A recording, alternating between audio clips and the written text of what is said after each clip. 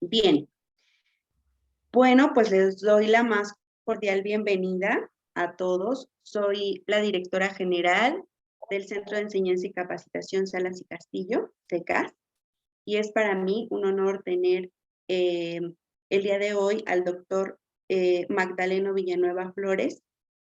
Y bueno, les comento cómo es o por qué estamos aquí en este curso, bueno, en esta pequeña introducción. Esta pequeña introducción es una introducción a un curso completo que se llama Teoría de las Obligaciones Civiles. Este curso será impartido en fechas 16, 19, 23, 26 y 30 de mayo, en un horario de 7 de la noche a 9 de la noche, hora centro de la Ciudad de México. También les comento que bueno, esta pequeña introducción es para que ustedes conozcan al maestro, nos conozcan a nosotros como institución, y les voy a compartir un poquito de la semblanza del doctor Magdaleno. Es licenciado en Derecho por la Universidad Autónoma Metropolitana, maestro en Derecho Fiscal y Administrativo, doctor en Derecho por el Centro Universitario de Estudios Jurídicos, ha sido docente en la UNAM y otras instituciones. Actualmente es director de la licenciatura en Derecho del Centro Universitario de Estudios Jurídicos, es asociado del despacho jurídico LTM y Abogados, socio y director de despacho jurídico Villanueva y Asociados, asesor jurídico de diversas empresas y trabajadores en materia laboral, abogado litigante en materia laboral, administrativa, civil y familiar. Bienvenidos a todos.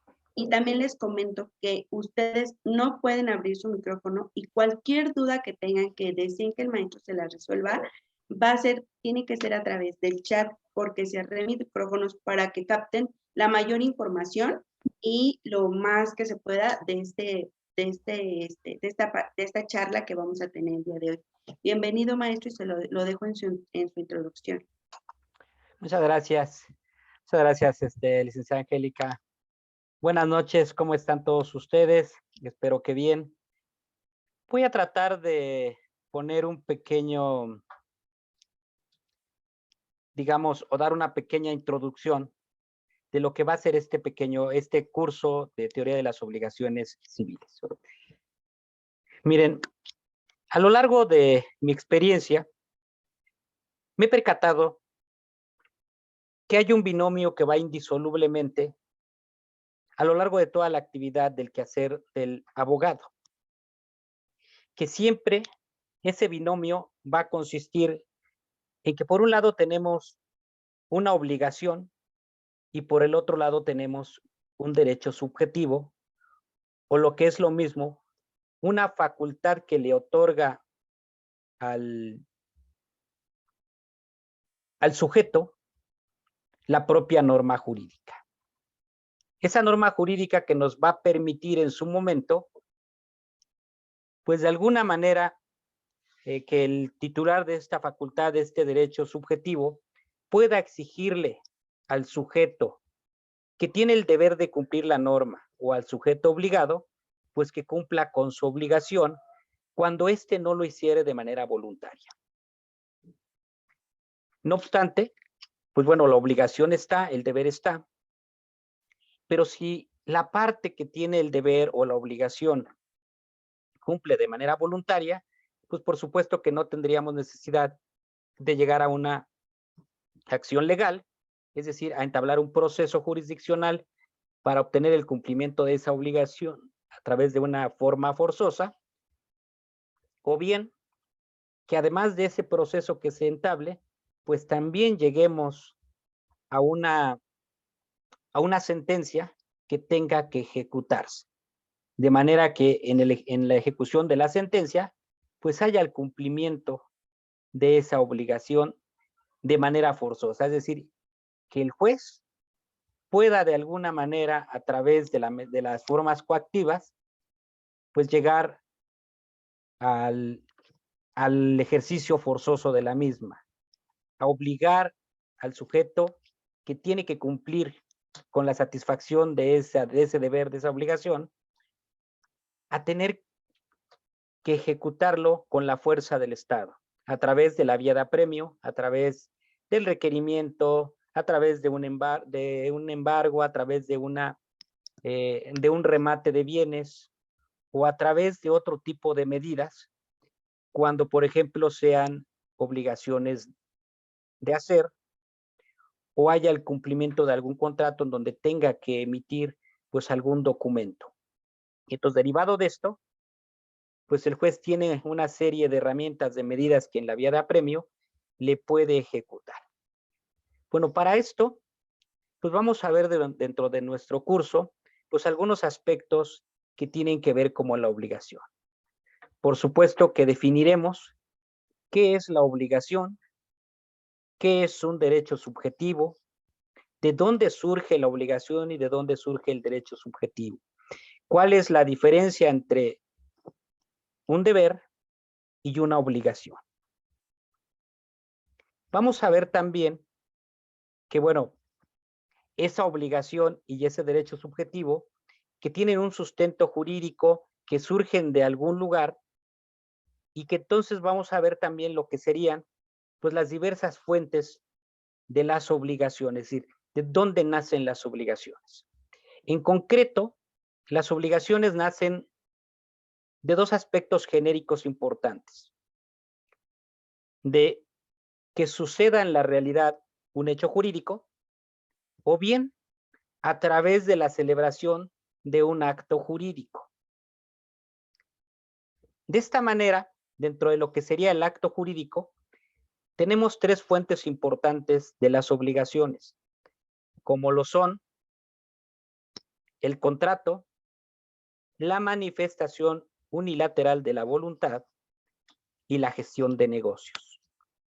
Lógicamente, en este curso, pues veremos y explicaremos cada una de estas fuentes de obligaciones. También veremos que dentro de lo que se considera el hecho jurídico en estricto sentido, pues lógicamente vamos a ver que también de esa fuente que es el hecho jurídico surgen las obligaciones de tres aspectos: del hecho ilícito, del enriquecimiento sin causa y de la responsabilidad objetiva o el riesgo creado. A partir de ahí, pues también surgen otras tres fuentes cuyo origen es precisamente el hecho jurídico. Además de ver estas fuentes de las obligaciones, cada una con sus propias reglas, sus propios alcances, sus propias consecuencias, pues por supuesto que también vamos a ver lo que sería la forma de transmisión de las obligaciones. Es decir, cómo una obligación se transmite de una persona a otra. Puedo transmitir la obligación o puedo transmitir el derecho a través de algunas formas de transmisión de derechos y de obligaciones, y que de esta manera se puede generar el cambio del deudor o el cambio del acreedor, o incluso en algún momento el cambio de ambos. También, por supuesto, que vamos a ver de manera detallada, pues cuáles son, por ejemplo, las causas de extinción de las obligaciones. Por supuesto que la causa natural de la extinción de las obligaciones, pues es ni más ni menos que el cumplimiento o el pago. Pero en caso de que no se dé el cumplimiento o el pago, puede haber otras formas que también nos lleven a la extinción de las obligaciones. ¿Cuáles son estas formas que también nos llevan a la extinción de las obligaciones? Bueno, vamos a ver la remisión de deuda, la confusión, la compensación, la prescripción, la caducidad, la novación como formas de extinción de las obligaciones. Y de esta manera, pues también iremos analizando cuáles son los alcances y las consecuencias de cada una de estas figuras que nos llevan a la extinción de las obligaciones. Vamos a ver también, pues, los efectos comunes de las obligaciones, como son, por ejemplo, la acción la acción de simulación, algunas otras acciones que tiene el acreedor quirografario, es decir, aquel acreedor que no tiene una garantía y que puede ejercitar para obtener de alguna manera el cumplimiento de las obligaciones, como son el derecho de retención, que es una de las formas que también puede ejercitar para efectos de preservar una parte patrimonial del deudor, de manera que pueda en su momento, pues ejecutar dentro del patrimonio del deudor, precisamente ni más ni menos que esta parte que le permita garantizar que va a ser efectiva la obligación. Esos serían de alguna manera genérica, pues algunos de los puntos que tomaremos. El saneamiento para el caso de evicción, el saneamiento para el caso de vicios ocultos, algunos otros efectos comunes que tienen las obligaciones, ¿no? Como la acción oblicua, que son algunas otras formas que el acreedor quirografario tiene para efectos de preservar precisamente una parte patrimonial o recuperar una parte patrimonial que el deudor que se deshace del patrimonio para tratar de evadir el cumplimiento de la obligación, tiene el acreedor la posibilidad de ejercitar ese tipo de acciones precisamente para salvar parte del patrimonio y de esta manera poder hacer efectiva dentro del patrimonio del deudor el cumplimiento de esa obligación. Entonces, más o menos estos son algunos de los aspectos que estaremos tratando, analizando con más detalle dentro de lo que sería ya nuestro curso formal de obligaciones o de teoría de las obligaciones civiles. No sé si más o menos hasta aquí haya quedado un poquito claro qué es lo que vamos a tratar de explicar, de ver de forma detallada en cada una de las sesiones que vayamos teniendo dentro de nuestro curso. Si tienen alguna duda, pregunta, maestra Angélica.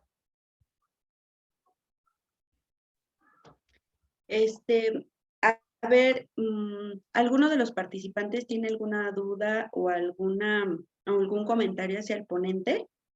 El maestro, al doctor, perdón. Siempre le ando diciendo maestro. La costumbre. Sí, maestro, doctor, ya ve. Todo muy claro. ¿Alguna otra persona? Había una persona que dice, no se escuchó nada, pero sí se escucha bien. ¿Va a proporcionar algún material, doctor? Bueno, cuando les vaya compartiendo, voy a ir explicando, voy a utilizar pues una presentación en diapositivas, que por supuesto, además de irla transmitiendo, pues se les va a ir, se les va a compartir al final para que todos la tengan y puedan de alguna manera, pues estudiar, a repasar sobre ella todos los puntos, los temas que vayamos analizando, explicando dentro del transcurso del curso. Oiga, doctor, ¿por qué es importante que los alumnos tomen este curso? Bueno, es importante porque a final de cuentas, como les comentaba al principio, el quehacer del abogado normalmente tiene que ver, pues siempre con el nacimiento de obligaciones, el cumplimiento de las obligaciones, o en su caso el ejercicio de los derechos que traen consigo esas obligaciones. Siempre va a haber digamos, siempre va a haber ese binomio en donde a una obligación le corresponde un derecho subjetivo. Es decir, va a haber un sujeto facultado que va a poder exigir el cumplimiento de esa obligación que tenga otro sujeto. Es decir, siempre va a haber un acreedor que va a exigir el cumplimiento de la obligación a la otra parte, que sería el deudor. Y siempre el quehacer del abogado va a estar enfocado en esa parte.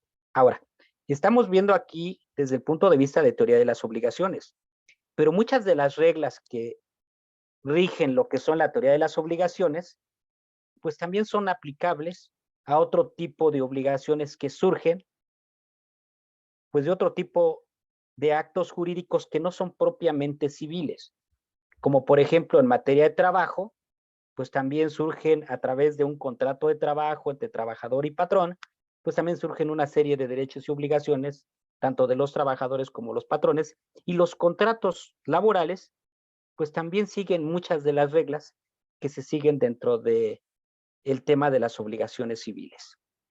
A final de cuentas, recordemos que el derecho laboral o el derecho social, de alguna manera es una escisión de lo que fue el derecho privado, dentro del cual estaba inmerso pues, precisamente el derecho civil. Y entonces, derivado de todo eso, pues hay algunas reglas que se conservan y que también nos son útiles en su momento para esta materia. También algunas reglas se llevan, por ejemplo, al derecho mercantil.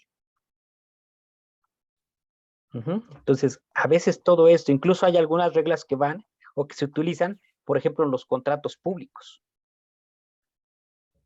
Y entonces, en los contratos públicos, pues también hay una serie de derechos y de obligaciones que surgen entre las partes, que también en algún momento se pueden exigir el cumplimiento y que muchas de las reglas que vemos acá, pues también son aplicables. Para eso es importante, pues, prepararnos y estudiar este tipo de temas. Maestro, un participante dice, ¿el código que utilizará para fundar su exposición será el del Estado de México o el de la Ciudad de México? Mire, normalmente lo que hago es utilizar el Código Federal, Civil Federal, que es muy parecido al de la Ciudad de México. Ahora, en materia de teoría de las obligaciones, si bien es cierto, pues a veces no hay una correspondencia justa, la mayoría de las reglas o la mayoría de los códigos tienen las mismas reglas. A lo mejor están en diferente artículo, ordenados de diferente manera, pero las reglas desde el punto de vista teórico son las mismas. Entonces, más allá de si es el Código Civil de la ciudad, del federal o el de alguna entidad, otra entidad federativa, las reglas en cuanto a las obligaciones son idénticas. Entonces, no hay tanto problema con esta parte. A lo mejor varían mucho las partes en la etapa procesal, ¿no? Porque sí los procedimientos, en cuanto al de una entidad a otra, a veces sí varían, incluso el federal con el de la Ciudad de México. Pero en la parte sustantiva, pues normalmente lo que es todas las reglas que aplican para las obligaciones civiles son prácticamente las mismas. Digo, a lo mejor están ordenadas de diferente forma o con diferente artículo, pero al final de cuentas son las mismas reglas.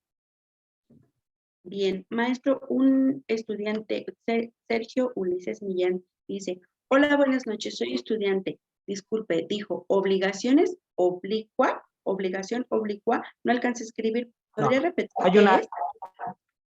Hay la acción oblicua. No es obligación oblicua, es acción oblicua, que es una acción que tiene el acreedor quirografario para poder de alguna manera rescatar parte del patrimonio para poder cobrar cuando su deudor no quiera ejercitar una acción a su vez en contra de un acreedor que también a su vez tenga. Me explico. Resulta que yo le debo a Angélica el pago de una cantidad de dinero y que no le quiero pagar. Y que le digo que no tengo dinero y no tengo patrimonio. Pero Angélica se entera que a su vez yo soy acreedor de otro deudor, de un deudor para conmigo, y que yo no quiero hacer efectiva esa obligación, porque cuando yo haga efectiva esa obligación, voy a tener patrimonio, voy a tener un ingreso. Y entonces yo no quiero ejercitar la acción en contra de mi deudor para manejar o manifestar que estoy en estado de insolvencia y que no tengo de dónde me pueda cobrar Angélica. Y Angélica dice, oye, yo te puedo exigir. ¿Cómo? Te puedo obligar a que tú entables la demanda en contra de tu deudor para que le cobres, te pague y tengas también para pagarme a mí. Entonces, eso es en concreto lo que sería, a grandes rasgos, ese tipo de acción. Dice el alumno, muchas gracias, me queda más claro. Muchas gracias por su comentario. Hay otra participante, Evelyn, que además creo que ya es nuestra alumna de varios Ajá. cursos. Dice, ¿esta acción oblicua también sería cuando un acreedor abre la sucesión? Bueno, recordemos que en cuanto a la sucesión, si hay obligaciones que la persona que dejó la sucesión, es decir, el titular de la sucesión, la persona fallecida, pues deja un patrimonio, pues por supuesto que las obligaciones que quedaron pendientes a su cargo, pues siguen al patrimonio. Y entonces los acreedores, pues también pueden de alguna manera ejecutar esas, esas obligaciones dentro del patrimonio. Uh-huh. Y entonces de esta manera también puede ejercitar ese tipo de acciones. Creo que por ahí puso que si también en contra de los acreedores de algún heredero, ¿no? Sí, maestro, doctor. Uh-huh. Algo así decía por ahí. Bueno, pues por supuesto que también, o sea, al final de cuentas, todo tiene que ver con patrimonio. O sea, si tú vas a resubir un patrimonio a través de una herencia y pues no quieres ejercitar esa herencia o no quieres abrir la sucesión para no tener patrimonio y que no te cobren, pues por supuesto que también puede tu acreedor de alguna manera obligarte a que inicies también la sucesión. Además, incluso la sucesión no es un proceso como tal, no es una acción, no es una demanda. La sucesión se inicia con una denuncia. Entonces, cualquiera puede denunciar la sucesión. Claro, una vez que se haga la denuncia, si no tienes interés jurídico, pues no te van a dejar participar. Pero puedes hacer la denuncia, ¿no? Bien, doctor. Hay un compañero que me preguntó hace ratito, buenas noches, muy interesante el curso, me gustaría saber el precio. Va a tener, yo entendí que era gratis solo por hoy, los felicito. Sí, el día de hoy es una introducción al curso para que nos conocieran, sepan qué calidad de ponentes tenemos en nuestra institución. Y sí, efectivamente, tuvimos una promoción. Si el doctor me permite, tuvimos una promoción, pero ya terminó. Sin embargo, quien comente que estuvo en este curso y paga su curso en estos días, ya no les puedo respetar una promoción por pago anticipado, porque esos fueron beneficios que se les dieron a los alumnos, bueno, pues que se apuraron a realizar sus pagos. Eso ya no se lo puedo respetar, pero lo que sí puedo hacer es respetarle una promoción del costo de 600 pesos. Bueno, ya mencionando que estuvieron en esta plática porque somos 46 participantes en este momento. Entonces, ese es el beneficio que yo les puedo dar a ustedes porque están aquí con nosotros en este momento, intentando pues capacitarse, aprender lo más que puedan. Hay otro alumno que dice, buenas noches, ¿se puede adquirir un derecho subjetivo a partir de una obligación? Bueno, técnicamente el derecho subjetivo no te lo da la obligación. El derecho subjetivo te lo da la norma jurídica.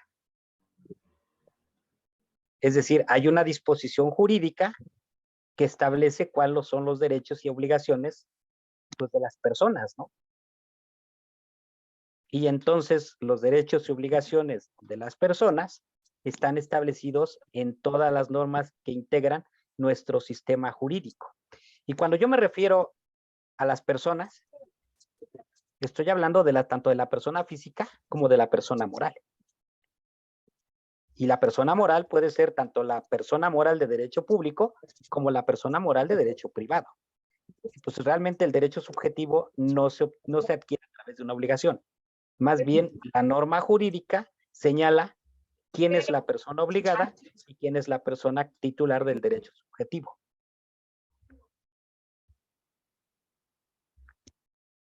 Bien, maestro. Ujú. Dice, dice la abogada Evelyn, ok, gracias. ¿Puede repetir la promoción? También el abogado Arturo Telles dice que muchas gracias. Sí, la promoción es mencionando que estuvieron en esta plática de introducción al curso de teoría de obligaciones civiles. A ustedes les respeto el costo de 600 pesos. Mencionando que estuvieron en esta plática, por favor. De lo contrario, no les puedo respetar otra promoción. No sé si Sí. tengan alguna otra duda. ¿Tienen alguna otra duda? ¿Alguno de los compañeros? ¿Cuánto dura el curso? El curso dura 10 horas, 5 sesiones, 2 horas diarias. Iniciamos el 16 de mayo, la próxima, el martes. Es el próximo martes. Ah. Sí, así es. Bien, pues yo creo que ya los compañeros ya no tienen ninguna duda. Y maestro, yo les comparto en el grupo la forma de pago.